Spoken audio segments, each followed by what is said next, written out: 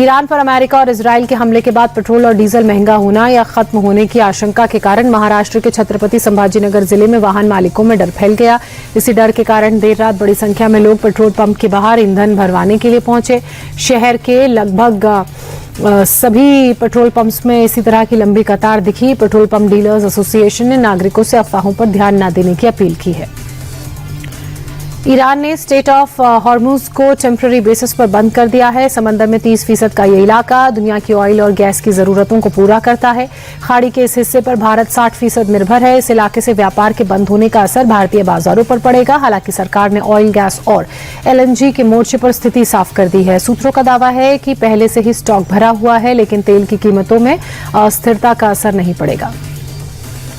अमेरिकी राष्ट्रपति Donald Trump ने दावा किया है कि ईरान में जारी जंग के खत्म होने के बाद तेल की कीमतों में गिरावट आएगी। राष्ट्रपति ट्रंप ने माना है कि तेल और गैस की कीमतों में बढ़ोतरी हुई है। उन्होंने कहा कि कुछ समय के लिए हमारे पास तेल की कीमतें थोड़ी ऊंची हैं, लेकिन जैसे ही ये लड़ाई खत्म होगी कीमतें गिर जाएंगी और ट्रंप का ये मानना है कि ये पहले से भी कम हो जाएंगी।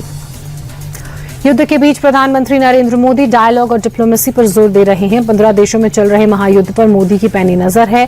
खाड़ी में फंसे करोड़ों भारतीयों को बचाने के लिए मोदी सरकार रणनीति बना रही है। पीएम मोदी की अब तक की 8 देशों के राष्ट्राध्यक्षों से बातचीत में ओमान, कुवैत के राष्ट्राध्यक्ष भी शामिल हैं। इसके अलावा ईरान हमलों से हुए नुकसान पर उन्होंने चिंता जताई। साथ ही वहां रह रहे भारतीय समुदाय के लोगों की सुरक्षा पर भी चर्चा हुई।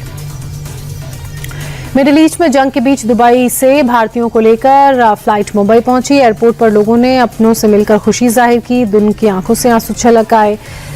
फ्लाइट सेवा बाधित होने से खाड़ी देशों में कई भारतीय फंस गए थे, जिनकी सुरक्षित वापसी सरकार की वजह से सुनिश्चित हो पाई, जिसके बाद लोगों ने सरकार का शुक्रिया अदा किया और बताया कि वहां कितने मुश्किल हालात थे। दुबई में फंसे लोगों को लेकर एक और फ्लाइट दिल्ली पहुंची। एयरपोर्ट पर पहुंचे लोगों ने अपनी खुशी जाहिर की। कई लोगों ने वहां के हालात बयां किए। यात्रियों के मुताबिक बमों के धमाके के बीच मन में डर का माहौल था। कई बार लगातार धमाके सुनाई दे रहे थे। एयरपोर्ट पर लोगों ने काफी कोऑपरेट किया। फिलहाल दिल्ली पहुंचकर इन्होंने राहत की सांस ली और सरकार का शुक्रिया अदा किया। ईरान के अटैक के बीच दुबई में फंसी बैडमिंटन स्टार PV सिंधु सुरक्षित भारत पहुंच चुकी हैं। ऑल इंग्लैंड ओपन खेलने बर्मिंघम जा रही थी। दुबई में कनेक्टिंग फ्लाइट के चलते वहीं फंस गई। PV सिंधु ने दुबई में फंसने के बाद सोशल मीडिया पर इसकी जानकारी दी, लेकिन अब स्वदेश लौटने के बाद सिंधु ने दुबई एयरपोर्ट अधिकारियों, भारतीय उच्चायोग और स्थानीय प्रशासन का धन्यवाद दिया और कहा कि बेंगलुरु में सुरक्षित हैं और भारत लौटने पर उन्हें राहत महसूस हुई। असम विधानसभा चुनाव 2026 के लिए कांग्रेस ने प्रत्याशियों की पहली सूची जारी कर दी है। 42 उम्मीदवारों के इस लिस्ट में नाम हैं। कांग्रेस सांसद और असम कांग्रेस के अध्यक्ष गौरव गोगोई को भी मैदान में इस बार उतारा गया है। गौरव गोगोई असम की जोरहाट विधानसभा सीट से चुनावी ताल ठोकेंगे। बीजेपी ने राज्यसभा के लिए 9 उम्मीदवारों के नामों का ऐलान किया है। बीजेपी अध्यक्ष नितिन नवीन बिहार से राज्यसभा जाएंगे। इसके अलावा बिहार से शिवेश कुमार को भी नाम उनका शामिल किया गया है। हरियाणा से संजय भाटिया राज्यसभा के लिए चुने गए हैं। छत्तीसगढ़ से बीजेपी ने लक्ष्मी वर्मा को राज्यसभा उम्मीदवार घोषित किया है। तो वहीं पश्चिम बंगाल से राहुल सिन्हा, महाराष्ट्र से विनोद तावड़े और उड़ीसा से 2 उम्मीदवारों के नामों का ऐलान किया गया है। असम से तेराश गोवाला और जोगेन मोहन बीजेपी उम्मीदवार हैं। उपेंद्र कुशवाहा का नाम राज्यसभा के लिए फाइनल हो गया है। कुशवाहा राष्ट्रीय लोक मोर्चा से NDA के उम्मीदवार होंगे। होली के अगले दिन उपेंद्र कुशवाहा अपना नामांकन दाखिल करेंगे। राज्यसभा में ये कुशवाहा का दूसरा टर्म होगा। अगस्त 2024 से उपेंद्र कुशवाहा संसद के ऊपरी सदन के सदस्य हैं। माना जाता रहा है कि जातिगत समीकरणों को साधने के लिए NDA ने कुशवाहा पर भरोसा जताया है। भारतीय सेना और Japan ground self defence force के बीच संयुक्त सैन्य अभ्यास जारी है। धर्म गार्जियन का 7वां एडिशन उत्तराखंड में चल रहा है। दोनों देशों ने इस अभ्यास का लक्ष्य संयुक्त क्षमताओं को बढ़ाना, सैन्य सहयोग को मजबूत करना। दोनों देशों की सेनाओं के बीच ये अभ्यास 24 फरवरी से 9 मार्च 26 तक चलेगा। दोनों देशों की सेनाओं के 120 सैनिक अभ्यास में हिस्सा ले रहे हैं। मिडिल ईस्ट में बढ़ते तनाव के बीच पाकिस्तान के राष्ट्रपति आसिफ अली जरदारी ने भारत से कहा है कि टकराव और सैन्य माहौल से हटकर सार्थक बातचीत हो, यही क्षेत्रीय सुरक्षा का एकमात्र रास्ता है। ये बयान उस वक्त में आया है जब पिछले साल हुए कश्मीर के पहलगाम में आतंकी हमले ने दोनों देशों के बीच अविश्वास को और गहरा कर दिया था। जरदारी के मुताबिक भारत ऑपरेशन सिंदूर पार्ट 2 की तैयारी में है, इसलिए पाकिस्तान एक बार फिर से बातचीत की गुहार लगा रहा है। T20 वर्ल्ड कप 2026 के पहले सेमीफाइनल में आज न्यूजीलैंड और साउथ अफ्रीका का मुकाबला होगा। कोलकाता के ईडन गार्डन में शाम 7 बजे मैच होगा। दोनों टीमों के बीच अब तक 19 T20 मुकाबले खेले गए हैं। साउथ अफ्रीका ने 12 तो न्यूजीलैंड ने 7 मैच जीते हैं। दोनों ही टीमें जीत के इरादे से फाइनल का टिकट पक्का करने के इरादे से मैदान में उतरेगी। झारखंड के बोकारो में एक टेंट हाउस में आग लग गई। आग की वजह से टेंट में रखा सामान जलकर खाक हो गया। टेंट में 5 से 7 सिलेंडर भी थे, जिसमें धमाका होने की वजह से आसपास की 5 दुकानें भी इस आग की चपेट में आ गईं।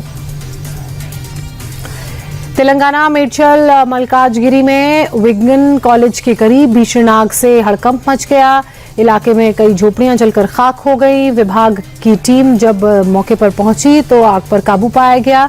दमकल टीम के अधिकारी के मुताबिक इस हादसे में किसी की जान नहीं गई है। यूपी के गाजियाबाद में पूर्व मुस्लिम सलीम वास्तिक पर हमले का दूसरा आरोपी गुलफाम पुलिस एनकाउंटर में मारा गया। उस पर 1 लाख का इनाम था। जीशान का बड़ा भाई था। हमले का मुख्य आरोपी पुलिस के मुताबिक गुलफाम एक साथी के साथ बाइक से इंदिरापुरम के वसुंधरा की तरफ जा रहा था। पुलिस ने रोकने की कोशिश की तो उसने पुलिस पर फायर कर दिया। पुलिस की जवाबी फायर में वो ढेर हो गया। यूपी के आजमगढ़ में सड़क के बीचों बीच दर्दनाक हादसे की तस्वीर सामने आई। सड़क पर ठेला लेकर जा रहे एक शख्स को तेज रफ्तार स्कॉर्पियो ने टक्कर मार दी। टक्कर इतनी तेज थी कि ठेले के परखच्चे उड़ गए। ठेला वाले की मौके पर ही मौत हो गई। मैहर से मुंडन कराकर स्कॉर्पियो चालक लौट रहा था। उस दौरान यह हादसा हुआ। चालक पुलिस की गिरफ्त में है। यूपी के मथुरा में पुलिस और सेना के जवान के बीच मारपीट का मामला सामने आया है। बीकानेर में तैनात बीएसएफ जवान छुट्टी पर घर आया था, अपने दोस्त के घर गया था और इसी दौरान थाना प्रभारी किसी मामले को लेकर उसके दोस्त के घर पहुंचे। घुसकर मारपीट करने लगे। जवान ने विरोध किया तो थाना प्रभारी और अन्य पुलिस वालों ने उसके साथ भी मारपीट शुरू कर दी। इसका वीडियो सामने आने के बाद अब वायरल हो गया है और इसी वीडियो के आधार पर एसएसपी को शिकायत देकर मामले में जांच की बात जवान ने की है। एमपी के राजगढ़ में सड़क पर इफ्तार पार्टी करने को लेकर 2 पक्षों में विवाद हो गया। मेन रोड को बंद कर इफ्तार पार्टी की जा रही थी और इससे पार्षद के भाई और उनके साथी नाराज हो गए। उनमें विवाद हो गया और दूसरे समुदाय के लोग इसको लेकर थाने पहुंच गए, प्रदर्शन करने लगे। मामले को बढ़ता देख करीब 10 थानों की पुलिस को मौके पर भेजा गया। पुलिस ने दोनों पक्षों के 6 लोगों के खिलाफ एफआईआर दर्ज की है। राजस्थान के बहरोड में सरकारी अस्पताल में जमकर हंगामा हुआ। सड़क हादसे में घायल शख्स को लेकर लोग अस्पताल पहुंचे। डॉक्टर नहीं मिलने से जमकर हंगामा हुआ।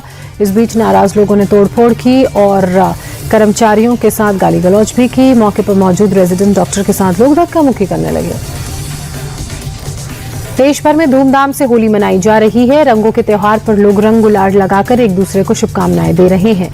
उत्साह होली का देखते ही बन रहा है। कुल्लू में विदेशी टूरिस्ट भी होली के रंग में रंगे नजर आए। होली का देश भर में हर्षोल्लास के साथ इस पर्व को मनाया जा रहा है। उत्तर प्रदेश के मुख्यमंत्री योगी आदित्यनाथ ने भी गोरखपुर में होली खेली। सीएम योगी ने गौशाला में गायों और बछड़ों के साथ होली खेली। इस दौरान सीएम गायों को रंग लगाते, उन्हें दुलारते, प्यार करते दिखे।